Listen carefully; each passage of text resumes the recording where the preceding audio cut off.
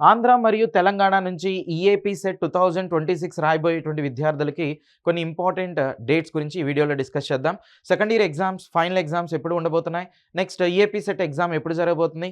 Next ఇండియాలో ఉన్నటువంటి కొన్ని ప్రముఖ యూనివర్సిటీస్ ఎగ్జామ్స్ అనేటువంటిది ఎప్పుడు జరగబోతున్నాయి? ఇంజినీరింగ్ స్ట్రీమ్‌కి సంబంధించి ఒకసారి చూద్దాం. సో, తెలంగాణకి సంబంధించి సెకండ్ ఇయర్‌కి సంబంధించిన ఫైనల్ ఎగ్జామ్ ఎప్పుడు జరగబోతుందంటే కెమిస్ట్రీ, ముఖ్యంగా ఎంపీసీని దృష్టిలో పెట్టుకొని మార్చ్ 13న జరగబోతున్నాయి. అయితే ఈ ఈఏపీ సెట్ తెలంగాణ ఎప్పుడు కండక్ట్ చేయబోతుందంటే ఇంజినీరింగ్ స్ట్రీమ్‌కి సంబంధించి మే 9థ్ నుంచి కండక్ట్ చేయబోతుంది. అంటే సుమారు మనకి 55 డేస్ గ్యాప్ అనేటువంటిది ఉంటుంది. అదే ఆంధ్ర అనేటువంటిది తీసుకున్నట్లయితే ఫైనల్ ఎగ్జామ్ కెమిస్ట్రీ మార్చ్ 18థ్‌న ఉంటుంది. నెక్స్ట్ టెంటేటివ్ డేట్స్ ఈఏపీ సెట్‌కి సంబంధించి మే 12థ్ నుంచి కండక్ట్ చేయబోతున్నారు. ఇక్కడ కూడా నీకు సుమారు 53 నుంచి 54 డేస్ సమయం అనేటువంటిది ఉంటుంది. అంతేకాకుండా కొన్ని ప్రైవేట్ యూనివర్సిటీస్ అనేటువంటిది తీసుకున్నట్లయితే సో, వాటిల్లో వీళ్ళు కండక్ట్ చేయబోయేటువంటి టెస్ట్‌లన్నీ కూడా సీబీటీ బేస్డ్ టెస్ట్ అనమాట. నెక్స్ట్ చూడొచ్చు ఇక్కడ Vellore institute of technology.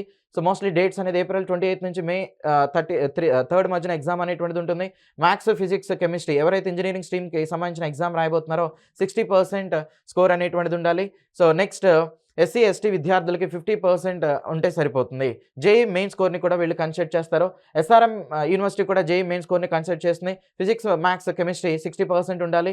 So, tentative dates అనేటువంటిది ఏప్రిల్, జూన్‌లో ఈ విధంగా ఉండబోతున్నాయి. నెక్స్ట్ ఇంకొకటి బిట్సాట్ అనేటువంటిది తీసుకున్నట్లయితే సో, వీళ్ళు కండక్ట్ చేసేటువంటి ఎగ్జామ్ ద్వారా అడ్మిషన్ తీసుకోవచ్చు.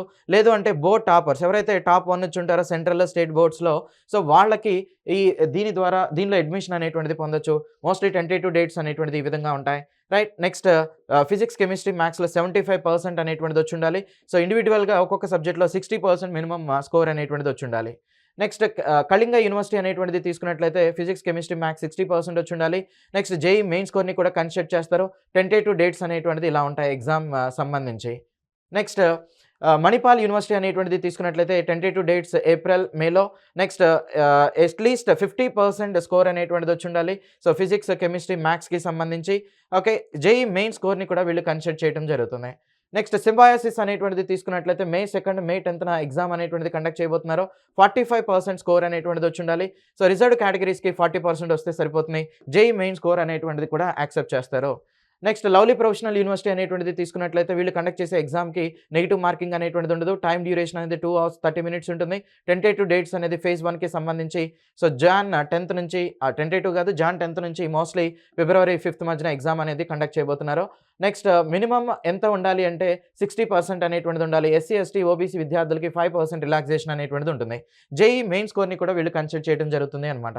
అయితే మన ఏస్ ఆన్‌లైన్ నుంచి మీరు ఎలాంటి వీడియోస్‌ని ఎక్స్‌పెక్ట్ చేస్తున్నారు? కింద కామెంట్‌లో తెలియచేయండి.